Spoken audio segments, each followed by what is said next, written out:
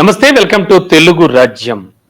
పిఠాపురంలో జరిగినటువంటి పార్టీ ఆవిర్భావ వార్షికోత్సవ సభ నుంచి మొదలు పెడితే కనుక అటు deputy CM Pawan Kalyan speech కావచ్చు, అలాగే నాగబాబు వారి సోదరుడు నాగబాబు స్పీచ్ కావచ్చు, ఇవన్నీ కూడా వివాదాస్పదం అవుతూ వస్తున్నాయి. అఫ్ కోర్స్ కొన్ని విషయాల పట్ల వారు స్పందించిన తీరు, దానికి సంబంధించి రియాక్షన్స్ కూడా వివిధ పార్టీల నుంచి వస్తూ ఉన్నాయి.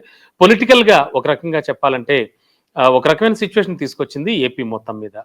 ఈ స్పీచ్ కానీ, అంటే ఈ స్పీచ్‌లు గానీ, అలాగే ఆనాటి సభ కానీ. ఇక దానికి సంబంధించి అలాగే మరిన్ని పొలిటికల్ అప్డేట్స్ కావచ్చు, పొలిటికల్ డెవలప్‌మెంట్స్ కావచ్చు, వీటికి సంబంధించి మనతో మాట్లాడడానికి ప్రస్తుతం ITDP official spokes person Undavalli Anusha గారు ఉన్నారు మనతో పాటు. మేడంతో మాట్లాడదాం. మరిన్ని వివరాలు తెలుసుకుందాం. మ్యామ్ నమస్తే. సార్ నమస్తే అండి. మ్యామ్, ముఖ్యంగా మొన్న పిఠాపురం సభకి సంబంధించి ప్రతి అంశం కూడా హైలైట్ అవుతూ వస్తోంది. మరీ ముఖ్యంగా చూస్తే కనుక 40 ఏళ్ల టీడీపీ, ఆ టీడీపీని నేను నిలబెట్టాను, నేను ఇన్ ద సెన్స్ మేము నిలబెట్టాం అనేటువంటి విషయంపై కూడా పవన్ కళ్యాణ్ గారు మాట్లాడడం జరిగింది. దీనిపై కూడా రకరకాల వ్యాఖ్యానాలు వస్తున్నాయి. అండ్ మీరు అఫీషియల్ స్పోక్స్ పర్సన్ గా ఏం చెప్తారు? ఈ వ్యాఖ్యల్ని ముఖ్యంగా టీడీపీ ఎలా అర్థం చేసుకుంటోంది? రమణ గారు, ముందుగా మీకు తెలుగు రాజ్యం వీక్షకులందరికీ నమస్కారం. సో పిఠాపురంలో జరిగిన సభలో పవన్ కళ్యాణ్ గారు ఒకంత ఖచ్చితంగా, అంటే ఆయన కార్యకర్తలను చూసో లేకపోతే ఒక రకంగా, అంటే మనం నిలబడ్డాము, లేకపోతే మనతో పాటు 40 ఏళ్ల చరిత్ర గల తెలుగుదేశం పార్టీని, అంటే 40 దశాబ్దాల చరిత్ర ఉన్న తెలుగుదేశం పార్టీని కూడా నిలబెట్టాము అని చెప్పేసి ఆయన అన్నారు. ఆ మాటల యొక్క ఆంతర్యం ఏంటి అని నేను అనుకుంటున్నాను అంటే, ఖచ్చితంగా జగన్ అనే ఒక నియంత పరిపాలిస్తున్నాడు, అది అందరికీ తెలిసిందే. ఆ నియంతని అందరూ కలిసి మూకమ్మడిగా వచ్చి ఖచ్చితంగా అందరూ కలిసి ఒక యూనిటీగా ఉండి ఆ నియంతని ఈరోజు ఆంధ్ర రాష్ట్రం నుంచి పారద్రోలడం జరిగింది. ఇక్కడ ఆయనకు కావచ్చు, లేకపోతే మాకు కావచ్చు, లేకపోతే బీజేపీకి కావచ్చు, రాష్ట్రాన్ని కబంధ హస్తాల నుంచి విడిపించడమే లక్ష్యంగా పెట్టుకోవడం జరిగింది. కాకపోతే జనసేన పార్టీ మీటింగ్ కాబట్టి, జనసేన పార్టీ కార్యకర్తలు అందరూ కూడా పనిచేశారు కాబట్టి, ఎలక్షన్స్ లో పనిచేశారు కాబట్టి, కూటమి ప్రభుత్వం తరపున పనిచేశారు కాబట్టి, కూటమి పార్టీలన్నిటికీ కూడా సహాయ సహకారాలు అందించారు కాబట్టి ఆ స్టేట్మెంట్ ఇచ్చారని అయితే అనుకుంటున్నాను. కాకపోతే ఇక్కడ తెలిసిందే, 40 ఏళ్ల చరిత్ర గల ఆయన ఎలక్షన్స్ ముందు కూడా ఒక స్టేట్మెంట్ ఇచ్చారు కూటమిలోకి వెళ్తున్నప్పుడు. మనకి గ్రౌండ్ లో, అంటే కింద స్థాయిలో మన పరిస్థితి ఎట్లా ఉంది, మనకు పోల్ మేనేజ్మెంట్ వచ్చా, లేకపోతే మనకి ఎలక్షనీరింగ్ వచ్చా, ఇదంతా కూడా 40 దశాబ్దాల చరిత్ర కలిగిన పార్టీ తెలుగుదేశం పార్టీకి సంబంధించి వీటన్నిటిలో చాలా పటిష్టంగా ఉంటుంది. సో ఈ రోజు మనకు ఆ సహాయం కావాలి అని చెప్పి ఇదే పవన్ కళ్యాణ్ గారు ఎలక్షన్స్ ముందు కూడా మాట్లాడడం జరిగింది. సో కార్యకర్తలందరికీ అదొక చిన్న ఏంటంటే ఒక మోటివేషన్ లా ఉంటుంది. ఎందుకంటే మొత్తం జనసేన పార్టీ కార్యకర్తలు కావచ్చు, లేకపోతే తెలుగుదేశం పార్టీ కార్యకర్తలు కావచ్చు, బీజేపీ కార్యకర్తలు కావచ్చు, మూడు పార్టీల యొక్క వీళ్ళకి పనిచేస్తున్నారు.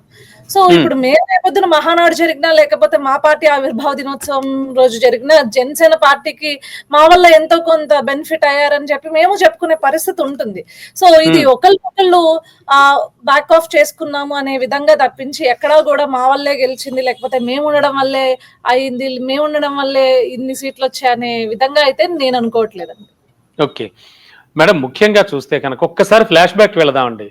అంటే ఎక్కడి నుంచి అంటే వర్మ గారి సపోర్ట్తో అక్కడ పవన్ కళ్యాణ్ గెలవడం కానీ, ఆయన తర్వాత డిప్యూటీ సీఎం అవ్వడం కానీ, వర్మ గారికి క్రమేపీ ఒక మొండి చేయి చూపిస్తూ వచ్చినటువంటి సందర్భం. అంటే ఎందుకు ఈ మాట అనాల్సి వచ్చిందో మీకు తెలుసు. ఏ అంశంలోనూ, అంటే ఏ స్థాయిలోనూ కూడా వర్మ గారికి చేద్దాం అనుకోవడం చంద్రబాబు నాయుడు గారు చేయలేకపోవడం ఏమిటి? ఇలా ప్రతిదానికి అడ్డుపడుతూ మొత్తానికి పవన్ కళ్యాణ్ గారు నాగబాబు గారిని ఖచ్చితంగా ఎమ్మెల్సీగా వెంటనే ఆయనతో ఫస్ట్ ఆ నామినేషన్ దాఖలు చేయించడం దగ్గర నుంచి, అలాగే తిరుమల ఇష్యూ, మనకి ఆ తొక్కిసలాట్ ఇష్యూ, పవన్ కళ్యాణ్ గారు అక్కడికి వెళ్ళి చేసిన వ్యాఖ్యలు కానీ, ఆ తర్వాత కాశీనాయన ఆశ్రమ కూల్చివేతలకు సంబంధించి కానీ, ఇలా ఇవన్నీ చూసుకుంటే కనుక ఖచ్చితంగా అంతర్గతంగా కూటమిలో ఏదో జరుగుతోంది అనేది చాలా క్లియర్ కట్ గా తెలుస్తోంది అంటున్నారు. మీకేమనిపిస్తోంది? ఏం చెప్తుంది టీడీపీ? ఏం చెప్పేదేం లేదండి. లోకేష్ గారు టీటీడీకి సంబంధించిన వ్యాఖ్యల గురించి పవన్ కళ్యాణ్ గారు మాట్లాడినప్పుడు ఆయన పర్సనల్ ఇది పార్టీ పరంగా మేమైతే దాన్ని తీసుకోవట్లేదు, లేకపోతే ప్రభుత్వ పరంగా తీసుకోవట్లేదు అని ఆయన ఒక క్లారిటీ ఇచ్చారు. సో అదే విధంగా వర్మ గారి విషయంకి వస్తే, వర్మ గారికి ఈ రోజు పదవి రాకపోవడం అనేది కాస్ట్ ఈక్వేషన్స్ తో జరిగిందండి. సో అందరికీ తెలిసిందే, ఈ రోజు రాజకీయాల్లో కావచ్చు, లేకపోతే ఉద్యోగాల్లో కావచ్చు, వేటిలో అయినా సరే ఆ జనాభా దామాసా ప్రకారం ఈ రోజు ఇవ్వడం జరుగుతుంది. కానీ ఏ కాస్ట్ కి ఆ కాస్ట్ ఈక్వేషన్స్ తో ఇవ్వడం జరుగుతుంది. అటు బీజేపీ కావచ్చు, లేకపోతే ఇటు జనసేన కావచ్చు, ఓసీకి సంబంధించిన రిప్రజెంటేటివ్స్ ని తీసుకోవడం జరిగింది. కాపు కమ్యూనిటీ సోము వీరాజు గారిని కావచ్చు, లేదు అంటే మనం ఇటు చూసుకున్నట్లయితే ఆ నాగబాబు గారిని కావచ్చు, కాపు కమ్యూనిటీ నుంచి రిప్రజెంట్ చేయించడం జరిగింది. సో ఇక తెలుగుదేశం పార్టీకి ఉన్న ఆప్షన్, ఎందుకంటే తెలుగుదేశం పార్టీ బీసీల ప్రాతినిధ్యం వహించే పార్టీ, అదే విధంగా ఎస్సీ ఎస్టీ కమ్యూనిటీలో ప్రాతినిధ్యం వహించే పార్టీ, కాబట్టి మాకు ఇంకొక ఛాన్స్ లేదు. వాళ్ళిద్దరు అక్కడ ఓసీ తీసుకోవడం వల్ల ఇది ప్రభుత్వం ఒకటే గాని పార్టీలు వేరైనా ప్రభుత్వం ఒకటే కదండి. ఖచ్చితంగా ఎస్సీ ఎస్టీ బీసీలకు మేము పెద్దపీట వేయాల్సి వచ్చిన పరిస్థితి మాకు ఈ రోజు ఉంది. సో మెజారిటీ సీట్స్ ఉండి ఈ రోజు అగ్రభాగం సింహభాగం పోషిస్తున్న పార్టీగా, అంటే సీట్లలో పోషిస్తున్న పార్టీగా మేము ఖచ్చితంగా త్యాగాలు చేయాల్సిన పరిస్థితి ఉంది. దాన్ని వేరే రకంగా అయినా, అదే గౌరవం ఇవ్వడంలో కావచ్చు, లేకపోతే వేరే రకమైన ఆ పార్టీకి సంబంధించి రేపొద్దున మహానాడుకు జరిగే ముందు ఈ రోజు మళ్ళీ పొజిషన్స్ వస్తాయి అంటున్నారు, పొజిషన్స్ రీకాల్ అవుతాయి మళ్ళీని. సో అలాంటి విషయం అప్పుడు ఆయనకి పార్టీ పరంగా కూడా ఒక పెద్దపీట వేస్తారనే సమాచారం మాకు ఉంది వర్మ గారికి. సో ఆయనకి ఎక్కడ అన్యాయం అయితే జరగలేదు, లేకపోతే కొంతమంది పేటీఎం బ్యాచ్ సృష్టిస్తున్నట్లు పవన్ కళ్యాణ్ గారు ఆయన ఆపుతున్నారు, పవన్ కళ్యాణ్ గారు ఇవ్వకుండా చేస్తున్నారు అని ఈ రకమైన మాటల చాలా మంది మాట్లాడుతున్నారు. సో ఇంత జరగదండి ఎక్కడా కూడా. ఇక్కడ కేవలం ఏంటి అంటే, వాళ్ళు అక్కడ ఆ పార్టీకి సంబంధించి ఇద్దరు ఓసీలను తీసుకొచ్చారు కాబట్టి, ప్రభుత్వంలో ఓసీలతో పాటు ఓసీలకే కాదు కదండి, మేము ఆల్రెడీ ఆల్పాటి రాజా గారిని ఒక ఓసీ రిప్రజెంటేటివ్ గా ఆయన వచ్చారు గ్రాడ్యుయేట్ ఎమ్మెల్సీలో.